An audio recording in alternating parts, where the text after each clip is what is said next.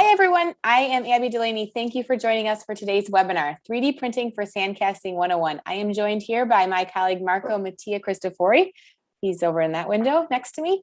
And today we're going to be talking all about 3D printing for sandcasting and how it can really help you digitize and modernize your production process.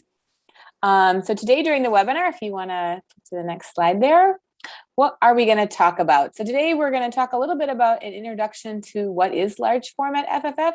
So for those of you who are maybe familiar with 3D printing, but need a quick refresher on what FFF is and what Bigrep printers do and what big really means.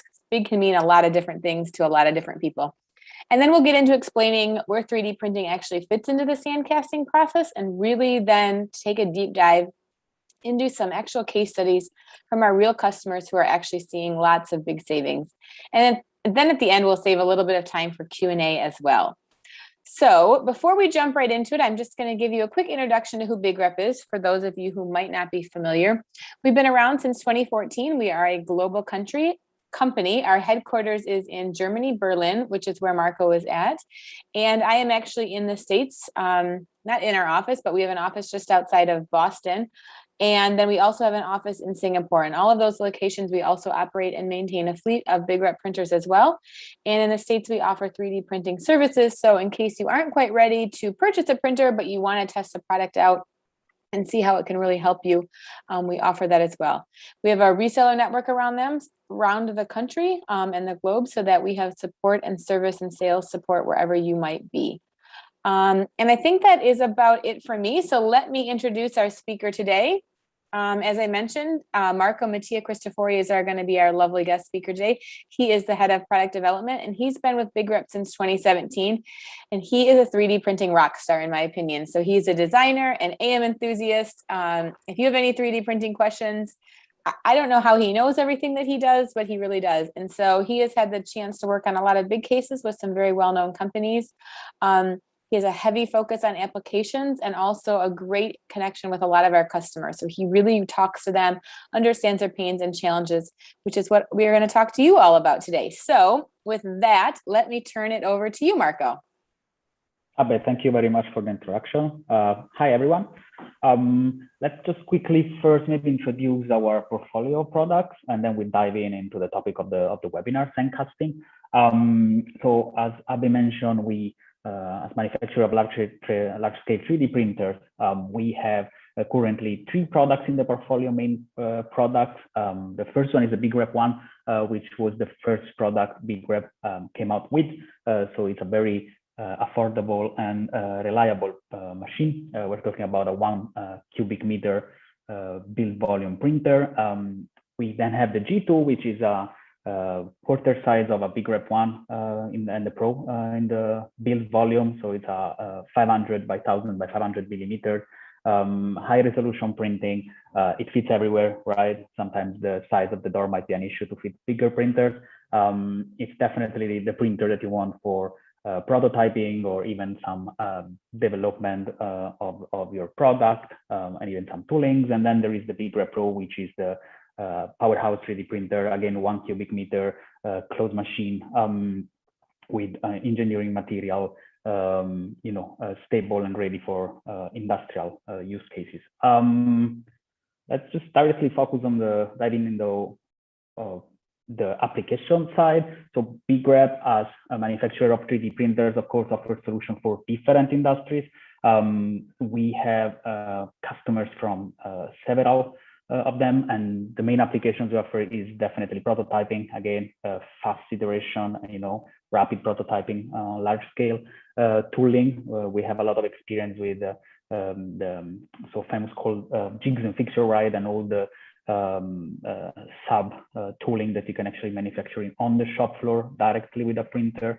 Of course, patterns, mold, and casting, which is something we're going to talk about today, where we're very good, not just with sandcasting, but also with concrete formwork, fiber, carbon fiber, reinforced plastic, molding, or glass fiber and similar. And of course, end-use part, right? This more and more is growing.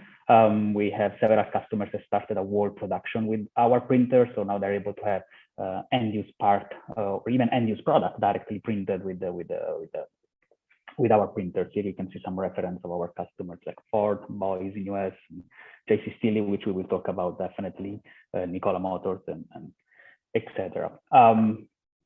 Diving in, sandcasting. So definitely a time tested, right, and reliable method has written there to produce large metal parts. Has been there since a while, right? And an industry that more and more is starting to digitize, which is very, very interesting.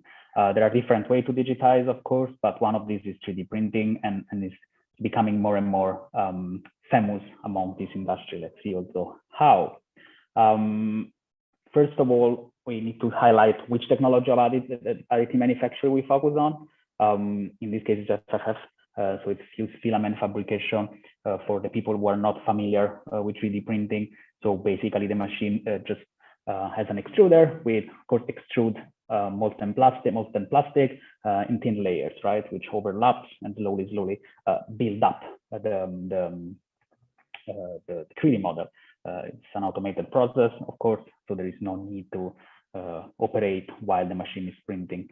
So of course, this brings already a first thing to think about, right? There are different ways on sandcasting how patterns are made, or core boxes. We, as mentioned before, the industry is digitizing. So there are, of course, other technologies, but the comparison between making patterns and making core boxes by hand with, of course, skilled pattern maker, compare with a technology that's, as you can see on the time lapse, it just goes by itself. It brings a lot of values, right? So we will discuss about those values even more in detail later on, but this is already food for thought for the people who are not familiar with this. The process, it's super simple to actually, because some people, we get often the question like, yeah, but how do you start a print? How do you generate the file? How do you, how do you make the printer run, etc. The process is very simple, right? Once you have the 3D model, and in most of the foundries, for example, they already have 3D model, right? Because they run analysis, imagine like the propeller industries. Of course, they already have the 3D model of the final propeller because they need to use it to run some testing, some simulation, etc. So it's an industry that easily can jump into this production method. Basically, the process is particularly easy. You just export your 3D model in specific format from your CAD software, and you can upload it in our slicing software, which is a free software that everybody can download from our website, Bigrep. Once you import the 3D model, it's a couple of clicks and you get your file ready to be fed into the machines, right? And then you push play and the machine starts printing. The specific case of sandcasting, the process that most of our customers follows in this industry is the one that you can see in this slide. So of course you can print the pattern, right? Once you have it, you post-process. Because of the typology of technology, of course, we print in layer. We have several resolutions that you can print with, right? The layer height can be modified, can be adjusted accordingly with the need. So you can go speed, you can go quality. So it's completely up to the user, which is another plus in this technology. You're able to customize, right? Let's compare it with something like, I don't know, injection molding. Hardly you can customize what happens inside, right? Once you start the process of molding, that's it. But on 3D printing, you can really customize setting, layer height, the amount of material you want inside, and this gives a lot of possibility to the user. So once you printed your pattern or your core box, you go with some post-processing, right? Again, to maybe, if it's necessary, to remove those layers if you don't want them visible. Our layer height goes from 0.1 millimeter up to 1.4 millimeter. So you can see that the range is pretty big and the resolution can be pretty high. And from there, right, the steps are the known one in the sandcasting industry, right? Once you have the pattern, of course, you can make your mold, your sand mold, and then cast the metal. We have customers using CNC. CNC is not a replacement for 3D printing. Like 3D printing is not a replacement for CNC. I strongly believe these two technologies are surrogate. They can really complete each other. You will see what our customers do with that, which is pretty interesting in my opinion. Of course, again, compared with the handmade patterns, it's pretty much clear the difference. With CNC, you have the main difference is probably the technology itself. One is additive, one is subtractive. So first of all, in 3D printing, you have some same material. You print what you need at the end of the day, right? That's what you produce. CNC might be more expensive, but of course you can then CNC materials that are not even, they're not just plastic. So you can CNC aluminum, you can have patterns that of course last longer, because if you consider plastic patterns, of course they're closer to wood patterns, right? Rather than aluminum one. But I will show you how these two technology can also complete each other. How do our customers use our printers in sand casting? The first two are definitely the one that are strictly related with the sand casting process, and the third one I will explain a bit more in detail what happens there. So in case in your industry you have one-offs, right, or you do produce like single parts, or you produce prototypes a lot. See, for example, again, the propeller industry, where of course there are some mass production, but most of the time there is a high level of customization of the product. So each product is different, maybe, where you just need one part to be done. In that case, the process is pretty simple, right? You print, like we said before, the pattern or the core box. You post-process it. You have the pattern. You make your sand mold, and you just cast and you create your one-off.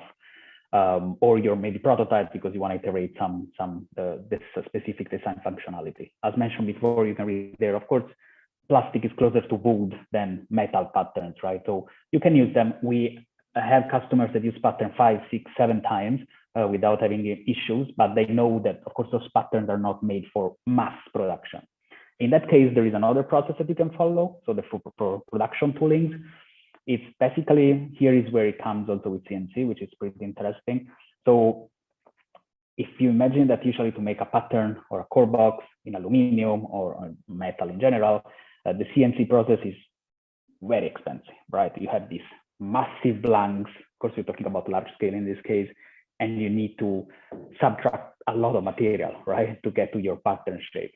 So here is where it gets interesting. What you can do, you can print the pattern, right, or the core box, post-process it, make the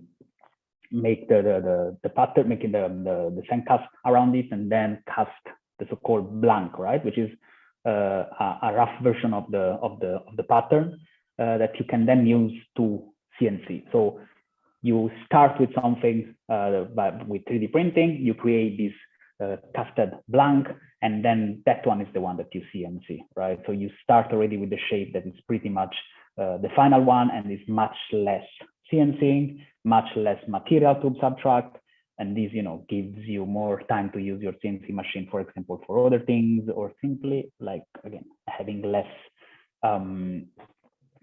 material to, let's say, waste. And then, of course, once you have that pattern, that's already a production-ready pattern, right? You can use it for heavy production. More, it's interesting as well, it's where most of our customers end up, whenever, let's say, big companies, for example, invest in a large scale printer for a specific situation, let's say here for a specific application like sand casting, immediately after 2-3 weeks, they get the machine, all the people from other departments, they start coming in and checking in and say, oh, what is that? Oh, can I use it? Or can I test it? Oh, I have something to use that for, right?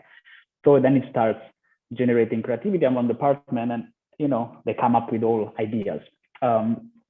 Of course, like we mentioned before, you can use the printer once you have it to improve your shop floor with jigs, fixture, any kind of even safety equipment, etc.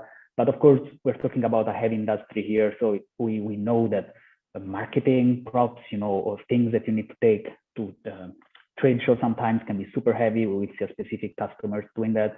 So printing actually prototypes that you can post-process, paint, and take to trade shows, that also is another benefit that comes out of it, right? So you can use this printer, our products, to also facilitate a bit that process.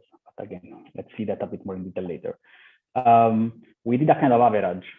We have, as mentioned, several customers focusing on these specific applications, and we came up with numbers that are pretty high. But again, it's pretty clear the why and the how with the information I just shared with you. So we have up to 9 times faster the production of patterns, and the core boxes is cheaper, much less material wasted. There is a whole digitalization of the process. We're going to talk about digital inventory, which is a super interesting topic. And of course, the production, the productivity, and the production itself. It's faster, it's higher. If in case you go with the CNCing, like we said, you free a lot your CNCing time to be used for other products. So there is really a boost on that side as well. Here, just a picture as a reference before we dig into the use case actually of customers. This gives you an idea of how big we can print, right? Those come fresh out of the printer. It was literally a take it off and take the picture. Of course, a blade, virus blade for propeller. The material in this case is Pro HD, which is a biopolymer, which again, another interesting side that, I think this biopolymer definitely can even support a bit the CO2 footprint. The printing time here is like 70 hours, around 70 hours for each of the blade. They're thin, right? So you can see, and the result is about 8.2 kilos, and it's a 45 by 35 by 95 centimeter shapes. Again, it's not printed by multiple pieces and glued together. This is one print. So definitely gives you an idea. What are our customers in this specific industry? Several. Of course, some of our customers get super excited about the results, and they're super happy to share their success stories. Others prefer to not do that, but definitely here you can see already what are the results. We're going to talk about what JC Steely does, Kennedy Valve, and CJR Propulsion. Plus, we have an extra one that is a bit more, let's say, different from the industry we mentioned. Let's start with Kennedy Valve. So let me move the Zoom thing so I can see the slide. Okay, Kennedy Valve, New York based. Probably a lot of you, if been around US, you saw their products multiple times, right? They manufacture hydrants and or kind of waterworks. And of course, we're talking about metal, we're talking about casting here, right? So they purchase a Bigrep machine. Let's see what they do with that. Okay, so this is Jacob, the user, the product engineer in Kennedy Valve, and the main user, one of our super user on the Bigrep machine. So as you can see, having a machine in-house definitely brought quite some benefits. We're talking about a 22%, on saving on pattern production. In one specific case, we're talking about $13,000, as mentioned. A return on investment in 5 prints, which of course is also pretty impressive. But let's talk about what they actually do, right? So the 3 things we talked before: the prototyping phase, the production tooling itself, and then the more Kennedy Valve, they do them all. The prototyping, as you can see here, in this case, on the left, you have the print of the pattern. Of course, they printed also the core box. It's an iron cup in this case, printed in PLA, again, biopolymer filament. We're talking about 8 hours print. What did they do? Same process. They printed the pattern, they printed the core box, they did the mold in sand, and then on the right, you can find you can see the final iron part, right? Again, this was more prototyping or one-off, but definitely an interesting way to proceed. And then in this one, it's more for production tooling. So the tools here, what we see here, it's the core box for those hydrants, one of the various hydrants that they design and produce. Again, super interesting, the process. On the top left, you have the image of the 3D model of the CAD file. Print the core, make the sand the sand mold around it and then cast the blank. And then the blank, which is the one on the bottom in the middle, it's CNC'd to then get the very high quality pattern to go in the production, like pre-production, which is, again, super interesting. And the latest is the one more, right? Other way to use it. Here we can see some prototyping. This one was around 130 hours. When you think about these numbers, 130 hours might sound like, oh, but that's a lot. But think about it. It's, again, completely automated. And then you compare with weeks or months usually to produce those things, right? Because sometimes you need to go third party or you need to outsource it. You need to wait. You have the logistic. In this specific case, we're talking about a prototype more for trade show to show the product, etc. So marketing and sales, let's say, content.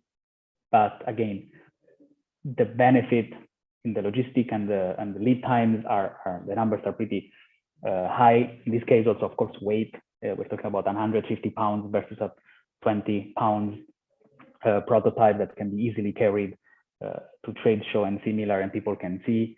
Interesting aspect is that you can also, of course, play more with the shape because it's printed. So what Jacob was highlighting is that you can make cutouts, right? You can make little section and cutouts of the product before you print it on the 3D model, so people can see also the inside, how a bit the mechanic works.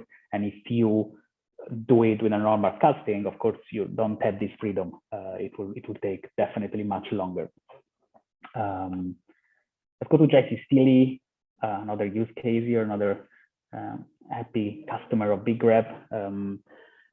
As you might know, leader in the design and manufacturing of stiff extrusion equipment, for example, bricks, right? We're talking about bricks making machinery, so heavy machinery for production. What's the difference here between what JC Steely does and Kennedy Valve, or at least like the different utilization? As we see, Kennedy Valve does production and prototyping tools.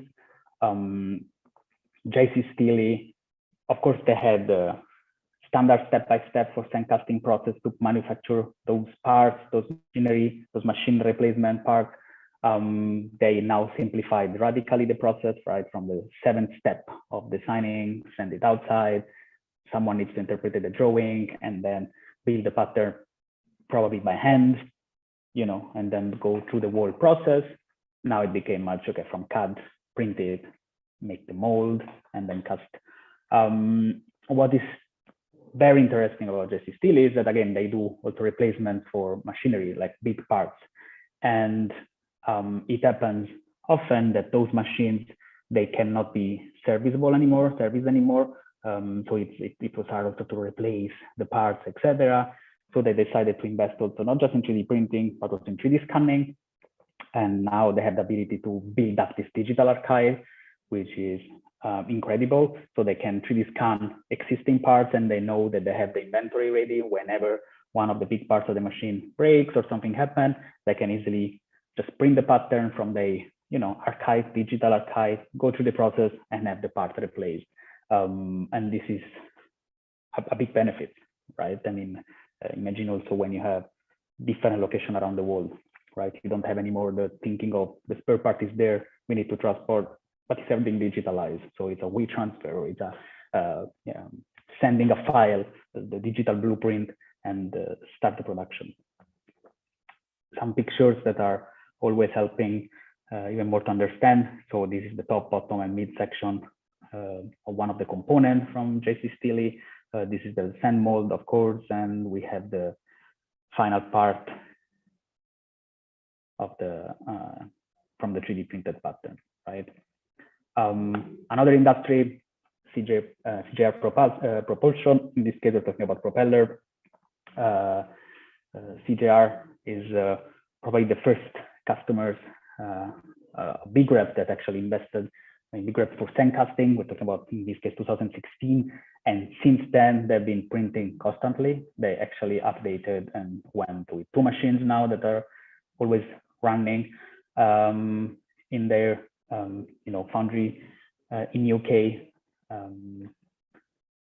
Let's see a video of actually CJR explaining a bit more of what they do with our printer.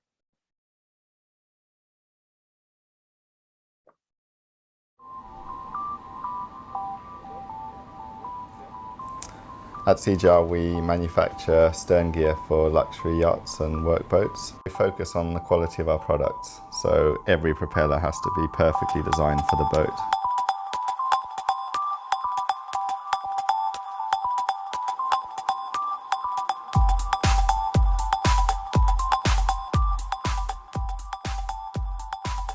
So we tend to design every propeller bespoke to that vessel so that it's perfectly matched. And in doing that, we need to produce new patterns for every propeller that we make. And the 3D printers have assisted us to make those patterns quickly and cost effectively. Since we bought the Bigrep printer, we're able to control the whole process of printing manufacturing patterns, which means that we are far more competitive in the market. This is another 3D printed pattern. This is for a surface piercing propeller, which is kind of, it's not fully submerged, it sits on the surface of the water and for very high speed boats. And again, this is something new that we wouldn't have been doing without a 3D printer, because it's so cheap and easy to make the patterns that we can experiment with many different designs. With previous deliveries, if all went well with our pattern makers, we were talking weeks. Now we're talking hours. And the other great thing for us is we can start the printing on a Friday night. We can let it run over the weekend, and then Monday, Tuesday we come in and we've got a pattern which we then do minimal work, a bit of filling, sanding, painting, give it to the foundry and they're ready to work with it. So it's really cut our delivery times down considerably.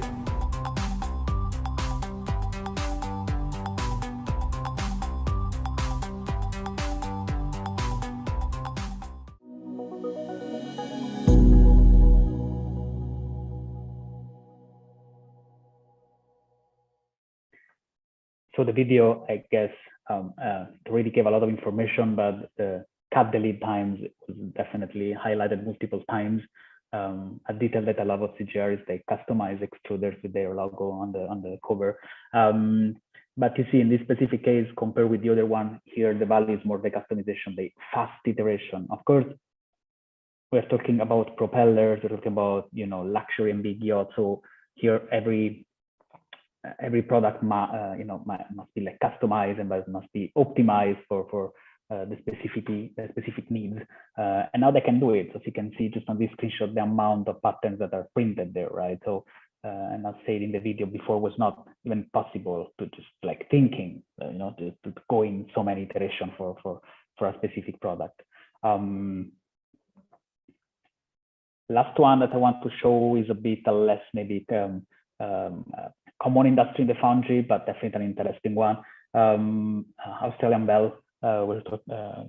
Anton Hazel is a customer of us from Australia in this case, so we jump in another part of the world, and he's casting bells, right? Director of Australian Bell.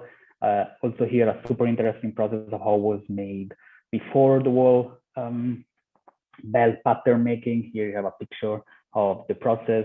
I just have one slide to show the step-by-step of how it went, because I think it's gives an image also of the printing process, of the sides of the pattern printed, and the post process in the middle. Then we have the casting, and then you have your one-off. In this case, of course, we're talking about a bell. So no need for mass production, because every bell is a different sound, needs to be tuned differently. But yet another successful story from another customers that decided to invest in Bigrep for sand casting. At this point, I will pass the ball to Abe in case there are questions. Great. That was some great information. Yeah, we did have a few questions come in here, and a few of them I think you answered, but I'm just going to ask them anyways to kind of reiterate it. One was, what type of materials work best for this, and are there specific properties you need to be aware of or look for in a material? So Bigrep as a quite extended portfolio material-wise. Of course, customers are also allowed to use third-party materials. We're an open system on this on this side, and but the material that is more commonly used on this specific industry is definitely PLA. Some customers use Pro HD as well, but it's a material that it's affordable, it's easy to print, and makes completely sense for pattern making because it's strong enough. It doesn't need to resist specific temperature or chemical resistance. It's just about the pressure of the sand. So that material works perfectly. And again, extra benefit that is a bio polymer, right? Right. Great. Next one, I know you answered, but I'm just going to ask it again. Are these molds one and done, or can you use them multiple times? As mentioned, right, the pattern, once you the mold itself, of course, can use one about sand casting, but the pattern itself can be used, the printed one, multiple times, but not at the level where you go to a production, right, a mass production. Again, it's more comparable with the wood pattern than an aluminum pattern. So for one-off iteration or small production, definitely a solution. Okay. Okay, a couple of printer questions here. What resolution can your printer print at? We have a big range of resolutions, right? So we have three different nozzles, right? So you can swap the nozzle on the for example, on the Bigrep one. So you go from 0.6 up to 2 millimeter nozzle, and this allows you to have different layer height. So you can play starting from 0.1 millimeter, which is very high resolution, up to 1.4 millimeter, which of course is rougher, but you print much faster because the output of material is higher. Okay, and then this one kind of goes along with that one. Once you take the part off the printer, is it ready to go, or is there anything else I need to do? You might need to do some post-process first in case you want to remove the layers, but also if there is support material, right? Since you print layer by layer for the non-familiar one, of course, you can print up to an angle of 45, 55 degrees accordingly with the material. After that, you will need some support because you cannot print on the air. In that case, you will need to remove the support in case you have this specific shape. But most of our customers, once they start, of course, they tend to optimize a bit also the design to have less support and have less post-process. What tolerances can it hold? That one is something that we mostly in the sand casting industry is something that we always suggest to the customers to test. Of course, there are expansions that you need or retraction that you need to consider, right? While printing, for example, PLA, there might be a shrinkage. It depends on the size, depends on the shape, but goes from 1 to 2.5, 3%, mostly in the XY direction, right? The Z1 doesn't have shrinkage, and those the best thing to do is to iterate and then find your own solutions, your own specific need, and then you can customize the design accordingly, right? But this, you don't even need to go to the CAD software. You can adjust tolerances on blade, the slicing software, so you can give expansions of specific direction to then have the perfect tool that you wanted to have. And I should have mentioned, if you have other questions, please feel free to submit those. And we have time for a few more, but if you've got other ones, feel free to submit them, and then we will follow up with you after. Another question that just came in is, do you have a solution for investment casting? We have customers doing investment casting. We have water-soluble filament as well that can be used that help. Some customers do it also with PLA, right? Because at the end of the day, the melting temperature, the HTT is pretty low, so you can actually wash it out easily. There are also external filaments that are actually focused on this one, more wax-based. We don't have it in our portfolio, but again, we welcome our customers to also go with third-party filaments. So definitely it is possible. You can print large scale, investment casting patterns, which is another interesting topic, definitely. Yeah. I always love these kind of questions. Parts are so big. How much material can you print at once? Right, that happens often, I guess, because first maybe with a desktop with a small spool. Of course, we have we scale our spool accordingly to the size of the machine. So we have spool up to 8 kilos, which allows you, of course, to print in once parts of 8 kilos. But if parts are bigger, because of course we have customers printing even bigger than 8 kilos part, you have all the sensors that supports in the swap of the material and go, the printer goes automatically on pause, so you can just swap the filament and continue printing. Or if you're a bit more creative, we have customers using 2 extruders with the same filament, so they can just swap once one of the filaments is fully finished, which means you can go up to 16 kilos with the same filament without even interacting with the machine, which is definitely a massive print. Right, and one last question for me before we wrap this up. I'll put you on your toes here. Best advice to somebody looking to get started. Where should they start, or what should they do? I would say contact us, because that's one of the main features. Like, I think what I really like at Bigrep, of course I work for Bigrep, but I like a lot that we support people, entering in this production method, let's say, right? So if you're interested, if you want to know more, do not hesitate to contact us. We are very happy to share information, and also check our website, because we have a lot of knowledge material there to start exploring. Yeah, great. I think one of our customers said it best, is if you want to get started, talk to somebody that's already doing it. So like Marco said, we're here to help you.